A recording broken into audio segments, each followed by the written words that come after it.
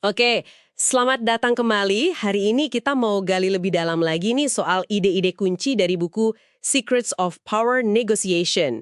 Kita pakai kutipan-kutipan pilihan ya yang udah kita siapkan. Fokus kita kali ini tuh di strategi pembuka negosiasi.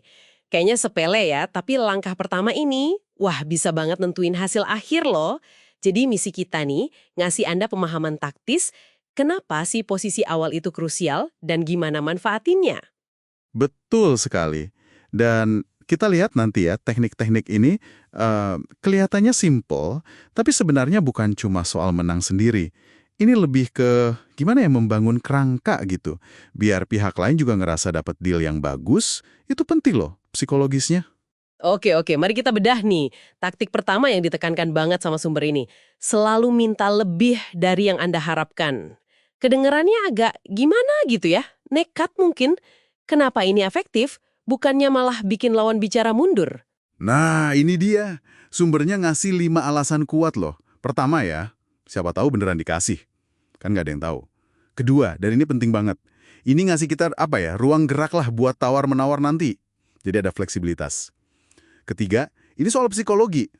Permintaan awal yang tinggi, itu bisa naikin nilai persepsi tawaran kita, kelihatan lebih berharga gitu. Menarik.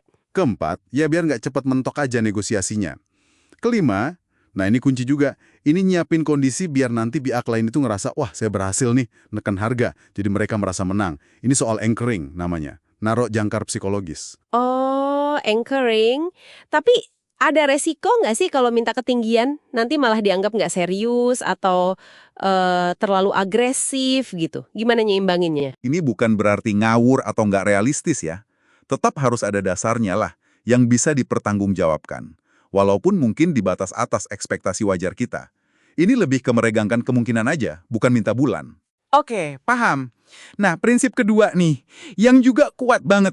Jangan pernah bilang iya sama tawaran pertama. Ini nih, kadang susah banget dilakuin, apalagi kalau tawarannya udah kelihatan bagus gitu kan. Apa logikanya? Kenapa harus nolak sesuatu yang mungkin udah oke buat kita? Gini, ada 2 reaksi psikologis negatif yang hampir pasti muncul di kepala pihak lain kalau kita langsung okein tawaran pertama mereka. Pertama, nyesel. Mereka bakal mikir, waduh, coba tadi nawarnya lebih rendah lagi ya, pasti bisa dapet nih. Ah, iya ya. Bisa ngerusak kepuasan mereka. Meskipun dealnya jadi, mereka nggak ngerasa berjuang buat dapetin itu. Kurang puas aja gitu rasanya. Di sumber ini ada cerita bagus tuh, pengalaman penulisnya sendiri pas nego iklan majalah. Dia berhasil nekan harga dari $2.000 jadi $500. Keren kan? Banget malah. Wah, jauh itu. Tapi dia malah ngerasa kalah. Kenapa? Karena penjualnya itu langsung bilang oke pas dia nawar $500. Langsung dia mikir, wah sialan, harusnya tadi nawar $400 atau $300 kali ya. Bener-bener nunjukin ya kekuatan psikologis dari sedikit penolakan awal itu. Sopan tentunya, atau bahkan sekedar nunjukin sedikit keraguan gitu. Itu ngasih sinyal. Sinyal kalau kita menghargai tawarannya, tapi ya punya ekspektasi juga. Nah, ngomongin soal ngelola persepsi sebelum negosiasi inti nih, ada teknik cerdas lain lagi. Penjual enggan dan pembeli enggan. Oh, ini yang buat mempengaruhi ekspektasi harga sebelum ngomongin angka ya? Betul. Ini cara buat mempengaruhi rentang negosiasi sebelum kita benar-benar masuk ke tawar-menawar angka spesifik. Gimana tuh cara kerjanya? Terutama kaitannya sama bikin pihak lain komitmen duluan. Nah, ini nyambung ke situ.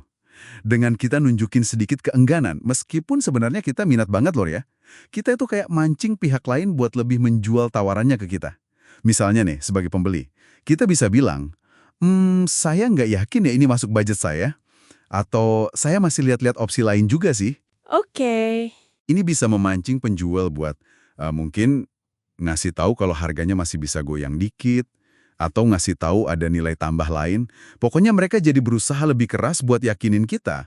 Mereka jadi komit duluan untuk berusaha lebih. Ah, kayak contoh Donald Trump itu ya, yang pura-pura nggak mau jual properti St. Moritz, padahal sebenarnya butuh banget. Nah, itu dia. Dengan main enggan gitu, dia malah bikin calon pembelinya jadi lebih ngebet, terus naikin tawaran awal mereka. Jadinya kan mereka udah komit ke angka yang lebih tinggi sebelum negosiasi seriusnya mulai. Betul sekali. Intinya yaitu gimana caranya biar pihak lain ngungkapin posisi atau batasannya duluan. Ini ngasih kita info berharga, sekaligus bantu kita, Memperluas zona kemungkinan kesepakatan atau negotiating range sesuai arah yang kita mau. Jadi baik sebagai penjual atau pembeli, teknik enggan ini cara halus buat dapat komitmen psikologis atau info penting dari lawan di awal permainan. Jadi kalau dirangkum nih, kombinasi dari minta lebih tinggi, anchoring, terus nahan diri nggak langsung bilang iya ke tawaran pertama, itu buat ngelola kepuasan lawan ya. Dan main enggan sedikit buat dapat komitmen awal, atau bikin mereka ngomong duluan, ini semua cara ampuh ya buat ngebentuk medan negosiasi dari awal banget. Ternyata bukan cuma soal angka ya, tapi permainan persepsi. Tepat. Langkah awal negosiasi itu strategis banget.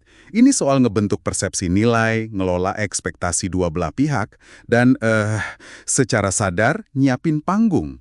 Biar hasil akhirnya nanti bukan cuma untung buat kita, tapi juga dirasain sebagai kemenangan sama pihak lain. Itu penting loh buat implementasi kesepakatan jangka panjang nantinya. Nah, terus gimana nih Anda, pendengar kami, bisa nerapin ini? Coba deh, inget-inget negosiasi terakhir Anda, atau siapin buat yang berikutnya. Kapan ya momennya Anda bisa coba minta sedikit lebih tinggi dari target awal? Atau nahan diri dikit aja sebelum bilang oke, meskipun tawarannya udah lumayan menarik? Atau mungkin coba tunjukin sedikit keraguan yang strategis itu? Iya, dan mungkin sebagai pemikiran penutup nih ya, buat Anda bawa pulang. Sumber ini kan isinya banyak banget taktik negosiasi. Tapi coba deh renungkan, seberapa besar sih peran keberanian dalam semua ini? Keberanian buat pasang jangkar awal yang tinggi, keberanian bilang enggak atau belum sama tawaran pertama, keberanian buat main peran enggan padahal sebenarnya butuh banget. Mungkin keberanian ini justru fondasi tak terlihat yang bikin semua taktik tadi benar-benar jalan. Sesuatu buat direnungkan lebih dalam ya.